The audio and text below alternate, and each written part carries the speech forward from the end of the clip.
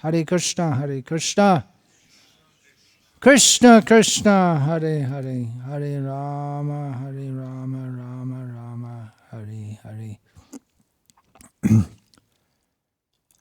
Continuing my series of talks on Vishnu Sahasranama, I have two more names incorporating the word Svasti. Name 904 is Svasti-bhuk. Swasti means auspiciousness. Auspicious is not a word used much in English. I think not. Among devotees, that word is used. Otherwise, we won't find it much. Do you have any experience of that? Auspicious? Ever come across it? Hardly. There's hardly even any concept of auspiciousness. That which is auspicious pertains to your good fortune in future. There's no such idea that there are higher forces which can bestow good fortune upon us, or that we can act in such a way to make our good fortune in future. In the materialistic outlook, which is predominant in the education system at least. By materialistic I mean here not having lots of fancy, rich things, but I mean the idea that there's nothing but matter, there's nothing spiritual. So that is predominant. In the school we're taught that, indirectly we're taught that we're just a bunch of chemicals, because in the beginning there was the Word, and the Word was God, with God, and the Word was God, said St. John, but the science teachers tell us that in the beginning there was nothing, it exploded, and then it all fell into place, and all the chemicals mixed up and became you and me. You are chemicals. Dust thou art, and unto dust thou shalt return. You're just chemicals, that's all. So the idea that there are such things that you can act in a way that will make your good fortune in future, there's no such idea. Even the idea of luck, that's there in every culture, the idea of luck.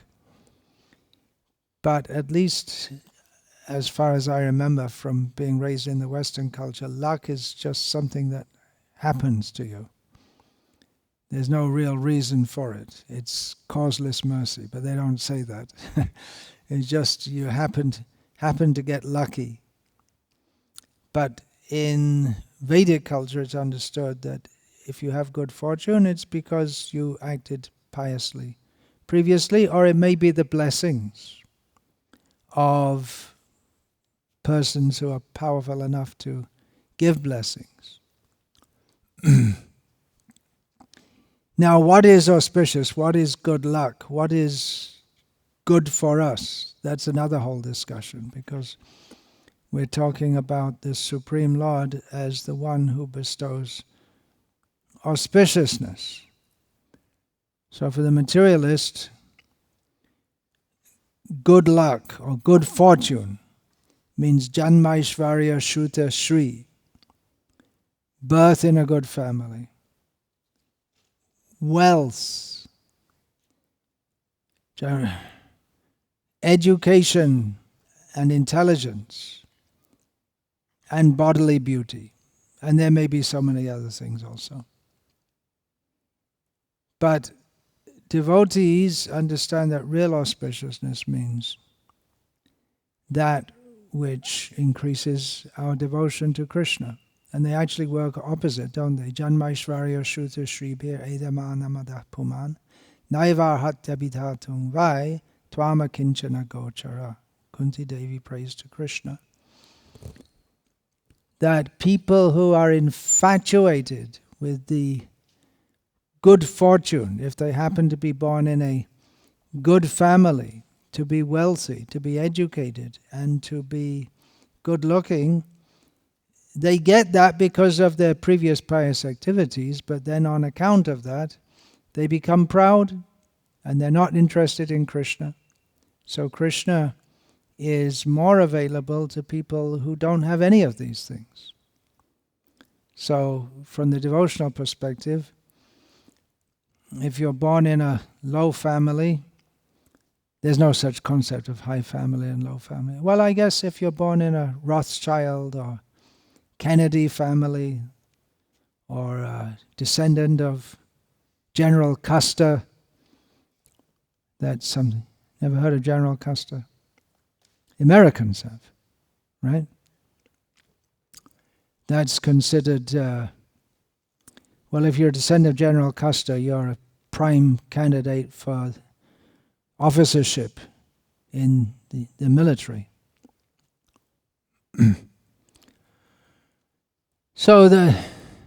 But there's not a concept of high birth as there is in caste in India, or even in England they have the aristocracy. There's the first in line for the throne, and then number 2, 3, 4, and it goes on. Just in case, number 1, 2, 3, 4, and up to, I don't know how far it goes, but at least up to 30 something.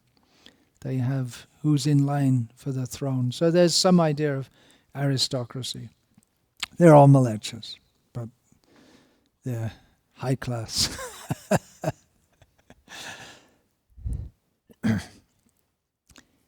But the opposite, because it is for devotional advancement, because that makes one proud, and pride is the obstacle, is the main obstacle to devotion to Krishna.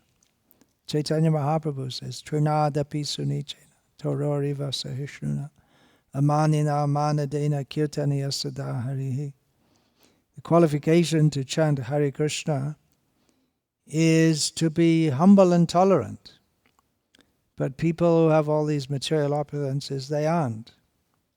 Chaitanya Mahaprabhu said similarly, that dinere adhik daya kare bhagavan, kulin pandit dhani bada abhiman.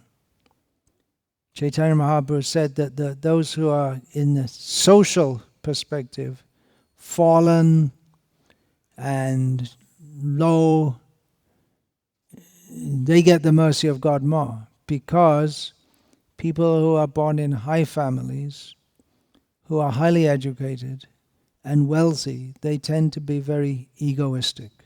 Of course, it's not always true. It can be that someone who's very poor is also very proud, and they've got nothing to be proud about. A pauper is proud of his penny. There's a saying, Prabhupada quoted that. And it may be that people with who are favored with various opulences, they're not proud. And in one place, Srila Prabhupada says that if one has all opulences and then is not proud, that's a sign of special mercy from the Lord. Now, auspicious and inauspicious, what's good for us? There's a different understanding of what's good for us. People come to sadhus, to us, for blessings. People who believe in this, they come for blessings. But generally they want materialistic blessings. And sometimes Srila Prabhupada would ask people, they come for blessings. What do you want blessings for? And they're surprised. Why would you even ask that? Because obviously you want blessings for Shubh Labh. Those are the two things we see, especially in North India. There's outside houses and shops, there's a swastika, swasti. Remember we're talking about swasti, auspiciousness? So swastika is a symbol of auspiciousness.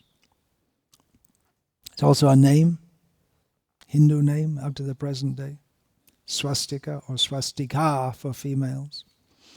And on one side will be written Shubh, and the other side is written Labh. Telugus do that also. It's mostly North Indians, the Marwaris and the Guptas, The Marwaris, they're business people. So Shubh means, it's like that, auspiciousness. And that's translated into Labh, monetary gain. So these are the symbol of auspiciousness, swastika. And what is auspiciousness? Shubh Labh. Auspiciousness means there won't be sickness in the family and life will go on peacefully like this. You won't get a child who's half crippled. And like so many Marwari families. You ever notice that? If you go preaching among Marwaris, so many Marwari families, they have someone, a family member who's physically or mentally handicapped, or both. It's very common.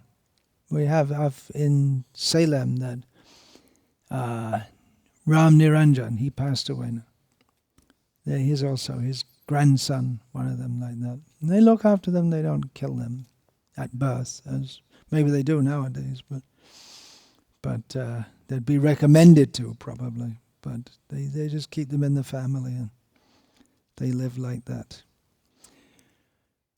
So, and then we come to the whole consideration of the different kinds of sukriti, another word for piety, the bhoganmukhi sukriti, piety that leads to material enjoyment, mokshanmukhi sukriti, piety that leads to liberation, and bhakti-unmukhi sukriti, piety that leads to devotional service. And it may be overlapping according to attitude. Just like if a materialistic person goes to bathe in the Ganga, he does so to wash away his sins so he can have materialistic piety. A devotee goes to bathe in the Ganga to worship Krishna for the sake of worshipping Krishna and gets devotional service. So it's the same activity but a different attitude. And those who bathe in the Ganga, materialistic people, they'll also worship. They generally, when they go to bathe on the bank of the Ganga, there'll be a temple of Shiva, maybe a Vishnu temple, and they'll also do that. So they also get some touch with devotional service. Then there's a consideration of prayas and shreyas, what we'll get for our immediate benefit compared to what we get for our long-term, our ultimate benefit. People in this world are generally concerned with immediate benefit. People who are less intelligent, they act for their immediate benefit. People who are more intelligent, they see the long term. And Srila Prabhupada gave the example, that's why children are sent to school. They don't want to go, but they go to school for their long-term benefit. This is theoretical. But the idea is you get your long-term benefit. So materialistic people, they don't see far in advance, like animals. Of course, some animals, they store up food for the winter. They make a nest. They're thinking of the future. But they can't think for their spiritual benefit, their ultimate benefit. One goes to an astrologer to see what is the long-term benefit. Should I marry my son to this girl to see in the meantime a love marriage is going on. A love marriage is based on immediate attraction. It's not based on consideration of long-term compatibility, and even they might be compatible by nature, but just by coming together they just make bad luck for each other. That's quite possible also. Astrology is very complex because human beings are very complex, And life is very complex. Fate is very complex. Shamasundar, the astrologer, told me once that a man, he died young, and he was surprised. He didn't see anything in his chart to suggest that he would die young. Then he looked at the wife's chart, and she had widow yoga, vidava yoga. So whoever she marries will cause her husband to die early. So it's worthwhile to check astrology for marriage. And then you have to follow it, because what happens is the astrologer says, no, this match won't work. So you go to another astrologer and say, no, it won't work. You go to another astrologer and says it won't work. And when the fourth one says, yeah, it might work. Okay.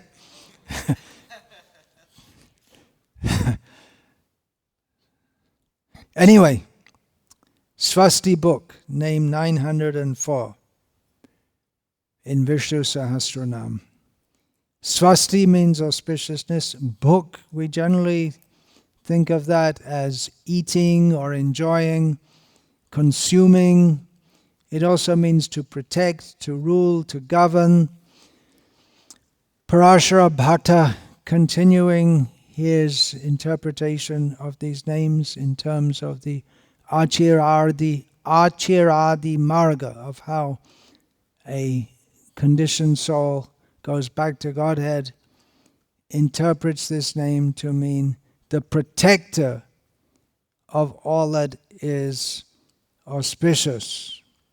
In other words, the devotee goes back to Godhead, and then Yadgatvana Nivartante Dadhama Paramam Mama. Krishna protects their liberated position, and that is the actual auspiciousness, going back home, back to Godhead. Anything else in this world is, from the transcendental perspective, not auspicious. It's a great illusion to think that there's anything good in this material world. Someone comes, he's a multi-billionaire. You won't get to meet him because they don't meet such useless people as ourselves. But you can say, yeah, I was a multi-billionaire once, somewhere, sometime, some lifetime. And maybe again, somewhere, some planet, some lifetime. Even the multi-billionaire is nothing compared to any ordinary demigod. So it's all temporary. The king today is the pauper tomorrow. The pauper today is a king tomorrow. So what? So what? You got so much money, but what's auspicious about that? You're not in the slightest bit happy. There's a sense of prestige. But going back home, back to Godhead means it's actually auspicious. That's our actual position of happiness eternally. So Krishna makes it eternal. And the auspiciousness of being with Krishna, seeing Krishna, playing with Krishna, cooking for Krishna, stealing Krishna's lunchbox. That doesn't happen in Vaikuntha. That's in Golok Vrindavan. Serving Radha Krishna in various ways. So Krishna, very, very happy to bring the devotee back to Godhead, protects that situation. And even in this material world, devotee sees everything as auspicious. Once he's in the protection of Krishna, it can take highly transcendental vision to see this. Because often devotees, they are put into difficult situations. Srila Bhakti-siddhanta Saraswati Thakur speaks of the fire of ordeal that the devotees have to go through to go back to Godhead, to be purified. We may get a lot of purification in terms of karmic reactions. We may have billions of lifetimes of karmic reactions, and we get a little token of it just in this lifetime to clear it out. But that little token may be huge. But devotees see adversity as Krishna's gift to help me to come to him. And even the demigods who administer for us here on this planet, health, wealth, lack of health, lack of wealth, and so on, fame and infamy, all these things, they're also servants of the Supreme Lord. So just like Shani is a famous deity, much worshipped among Hindus. Shani means Saturn. So the Hindus worship Shani because Shani gives all difficulties. So Hindus worshipped Shani I'll worship you, leave me alone. But he's also good for austerities. And that if someone is on the path of austerities, then Shani helps that. If you don't want difficulties, he'll give it to you. If you want difficulties, if you want to undertake difficulties for the sake of spiritual advancement, then he'll help you.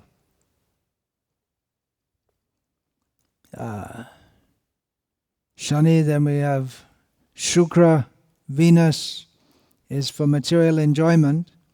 So Shukra may help you just by going away, leaving you alone, or it may give you good fortune, so you can use it in Krishna's service. A quotation from Srila Prabhupada's rendering of the prayers of the personified Vedas, praying to Krishna, they say, when a person realizes you, he no longer cares about his good and bad fortune arising from past pious and sinful acts, since it is you alone who control this good and bad fortune.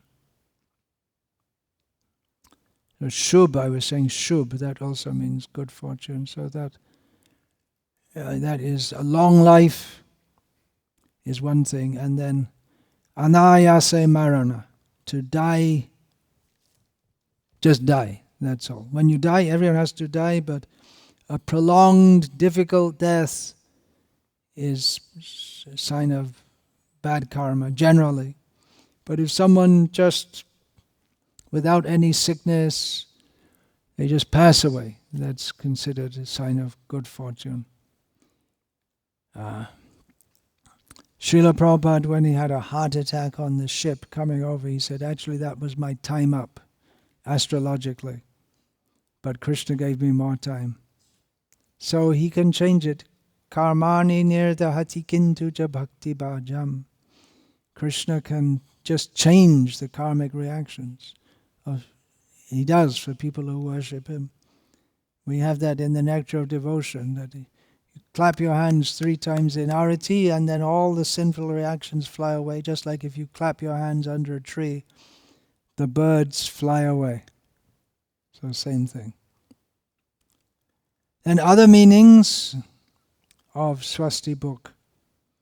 Shankaracharya gives the meaning of who enjoys auspiciousness, or he enjoys seeing his devotees enjoy auspiciousness. He enables them to enjoy his blessings. He bestows the blessings, which means he enables them to be blissful, to be Krishna conscious. Baladev Vidyabhushan gives a similar meaning. Baladev says that Svasti-bhuk means he who protects the swasti of those who remember him. Swasti means auspiciousness, prosperity, blessings, fortune. So he, Vishnu, protects the auspiciousness, the prosperity, the blessings and the fortunes of those who remember him. or he who himself enjoys that. He himself is all auspicious, and he likes being himself. He doesn't have to go to a psychotherapist to revamp him and find out his... Well, actually he does, as Chaitanya Mahaprabhu, his anima. Anima, according to Jungian psychology, is the suppressed female aspect within the male. So Chaitanya Mahaprabhu, he takes on the feelings of Radha for Krishna.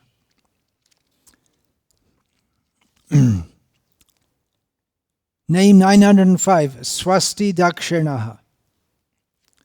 Dakshina means that which is given. Sometimes the word is used in English, donation, sometimes given gift, but there's no real term in English for dakshina, exact term.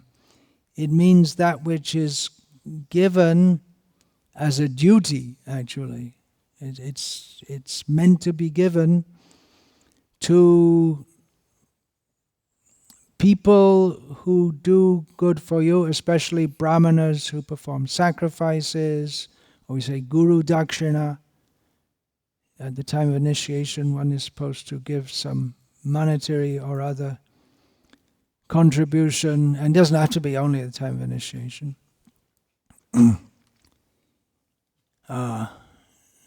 We have that in Bhagavad Gita, that word. What is that verse? Mantrahinam shrishtanam. How does that verse go?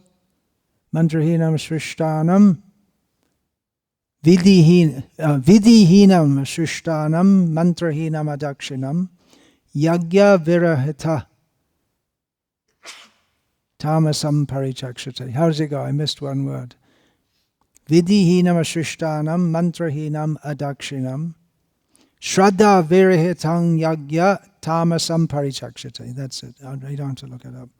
It means that a sacrifice which is performed without following the proper rules, without giving food, without chanting the proper mantras, without giving dakshina to the priests, without faith, if any of these qualities are missing, that yagya, that sacrifice, is in the mode of ignorance. So it's an essential part of a yagya to give dakshina.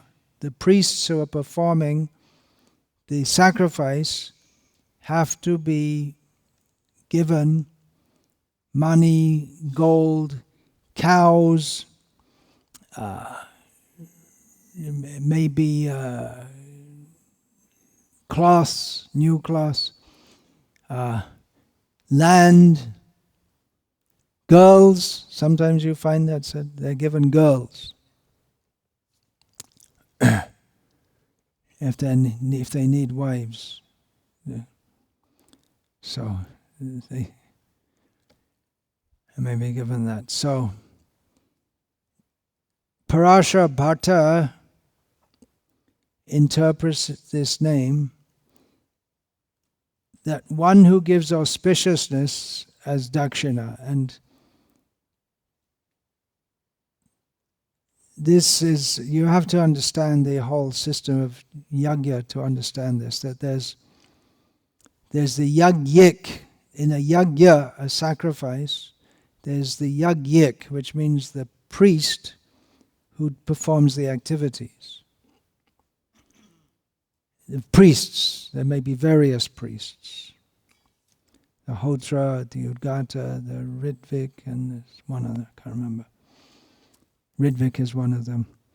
And then there's the Yajaman, the one who commissions the sacrifice. And then the Yajaman has to give dakshina to the priests. So in this unfolding of this name, Svasti-dakshinah, Bhagavan, the Supreme Lord, is performing an unending sacrifice. We hear at the beginning of the Bhagavatam that the rishis at Naimisharanya, they wanted to perform a 1,000-year sacrifice for the benefit of the people in Kali Yuga. But they thought, what's going on here? We're getting a black face from the smoke, and that's about it.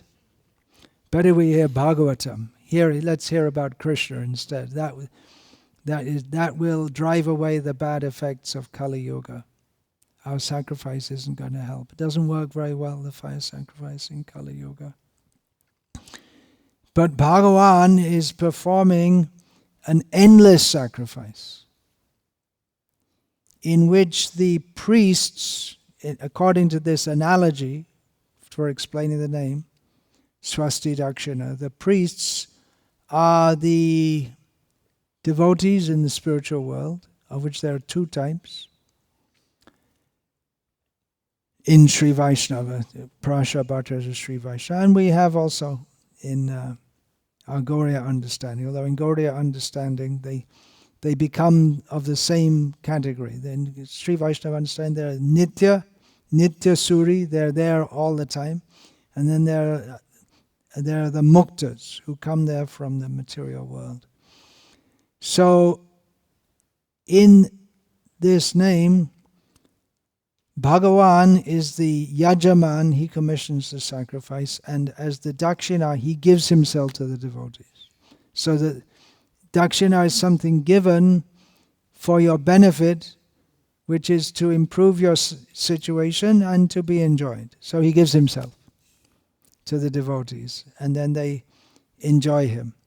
And then he gives them auspicious things, a Shuddha Sattva body, suitable for residence in the spiritual world, a body which never deteriorates.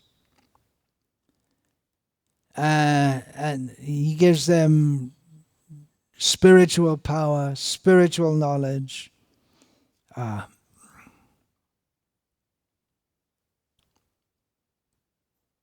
This is real auspiciousness. Real auspiciousness is that which is eternal. Anything else is not actually auspicious. How can anything be auspicious if it's limited? Baladev Vidyabhushan gives a similar understanding. He gives dakshina to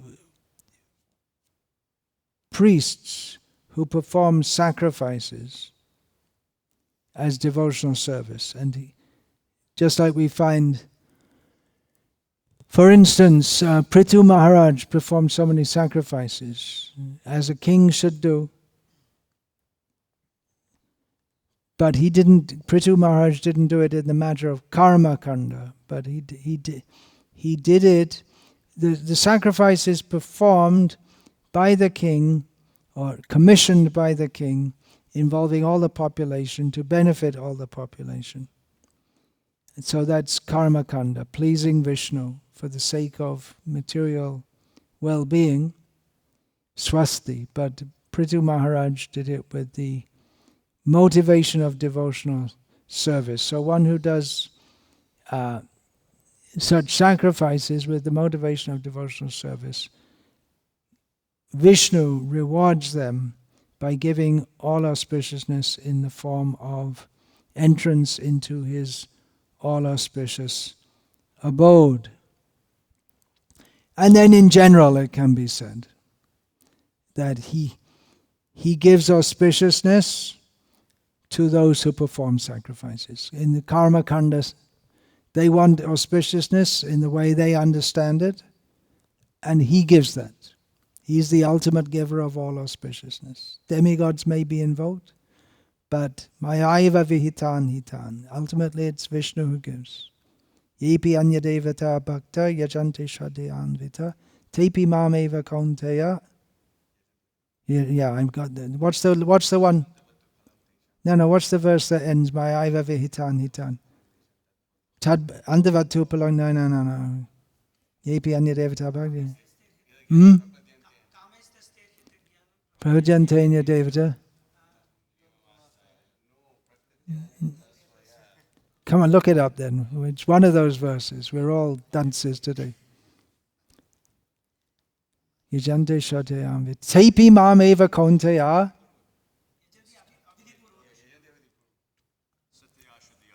sataya shataya yuktas tasya radhanami hate labate chattata kaman mayaiva vihitan hitaya. They worship with faith the demigods, with the faith that the demigod will give them the reward.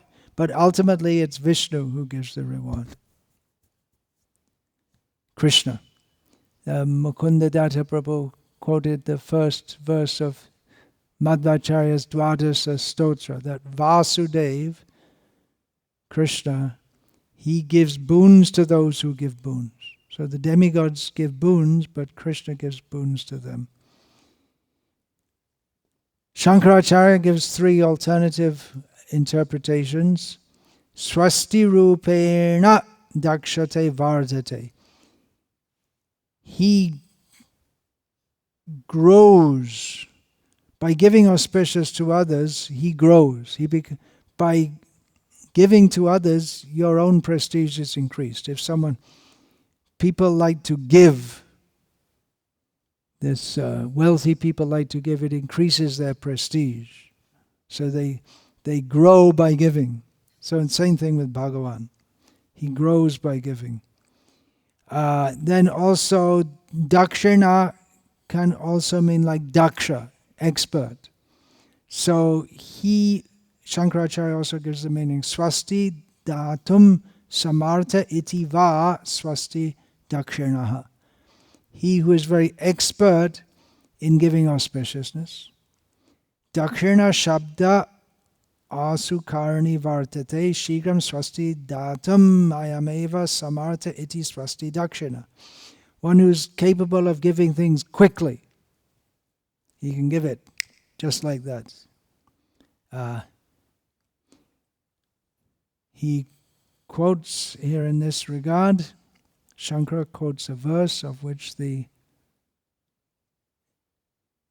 source is not given. Smara deva devasya siddhanti sarva siddhayaha sprite sakala kalyana bhajanam yatra jayate purushas tamajam nityam vrajami sharanang harim smarana deva krishnasya papa sanghata panjaram shatadha bhedam ayati girir vajrahato yata. I always take refuge in Hari, the Supreme Person, the unborn eternal, who, simply by being remembered, becomes the source of all auspiciousness. By mere remembrance of Krishna, all the accumulated sins are destroyed, just as all the sanghata, the whole collection of sins, are destroyed, just as a mountain gets broken into pieces by Indra's thunderbolt. Vancha kalpa tarubhyascha kripa sindhuvi evacha. Oh, wait a minute. Yeah, okay. Patitanam pavanebhyo vaishnavebhyo namo namaha. Yeah, then another meaning. We got more auspiciousness coming here. As soon as Svasti-dakshinah, as soon as we remember him, we become auspicious. So he gives auspiciousness by his remembrance alone. So we should remember in everything we do. Shri Krishnarpanamastu. May everything be offered to Krishna. I was saying that he gives us, he grows by his auspicious. His very mudra, his varada hasta, mangala hasta, he has his hand like this, giving blessing. So that the very way you see most of the deities of Vishnu, they're standing like this. This means giving blessings. In Kanchi, in South India, they have the Varadaraja, the king of givers of boons. He's standing there with his hand like this. And on his hand is written in Tamil script, Ma Shuchaha. His best blessing is to give Abhay-prada, the fearlessness.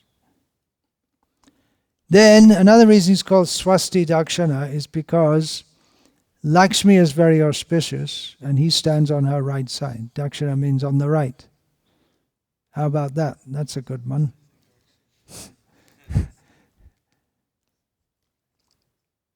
He gives her shelter, standing on his right, on her right. Hare Krishna. Okay. Vancha kalpatarubhyascha kripasindhubhyacha patitanam pavanebhyo Vaishnavebhyo namo namaha.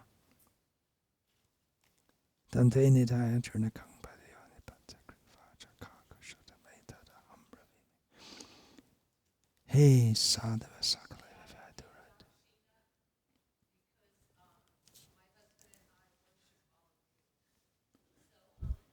Okay, I tell you one thing though.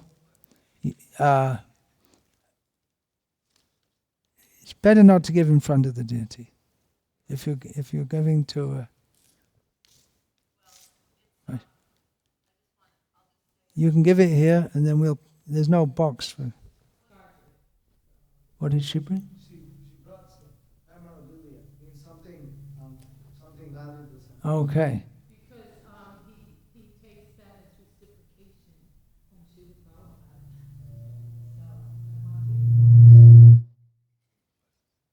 Prabhupada. I couldn't hear properly.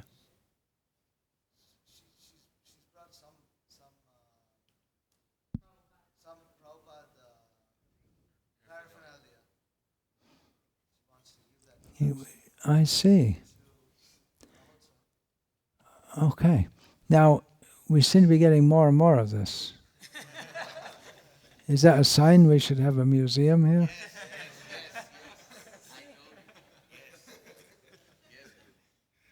People, it seems that devotees are getting inspired like that.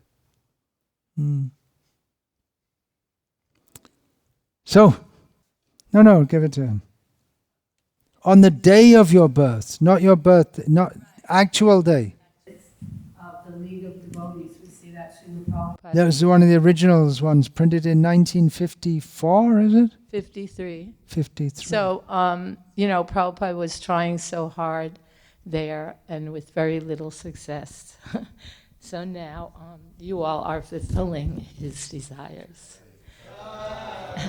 And then Srila Prabhupada's easy journey to other planets. Wow. And then in there is a advertisement for a subscription to Back to Godhead magazine for an entire year, 2 rupees 25 paise for a year subscription. And here is Prabhupada's first advertisement for his Srimad Bhagavatam. At the time, there were 2 volumes printed, and so this is somebody else wrote, the managing committee of the League of Devotees, asking people to subscribe so that when the other volumes come out, they can get them. So you can. You didn't steal all this from Ekanath, did you? No, I had them forever, since 1970. She says no as if, well, I might have done, but... Okay. So please accept... Then you have to ask Ekanath Prabhu about how to preserve those. Presumably he has all these things. He must have. Probably. Yeah, he must have. Archives. You have to ask about preservation. Hare Krishna. Oh, it's very well preserved, this one, huh? But I think this is a 1960s edition. Is it?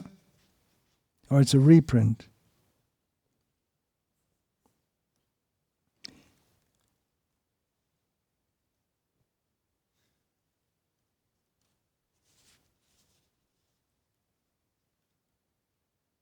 It's hard to say.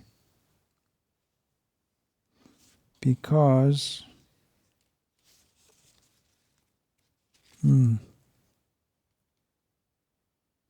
all right, this is a Krishna Books edition, KBI. This is a KBI edition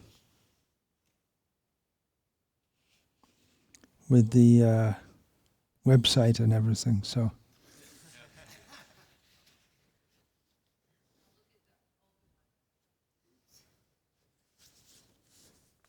Okay. Ask Ekanath Prabhu about preservation. Hare Krishna. Srila Prabhupada ki jai.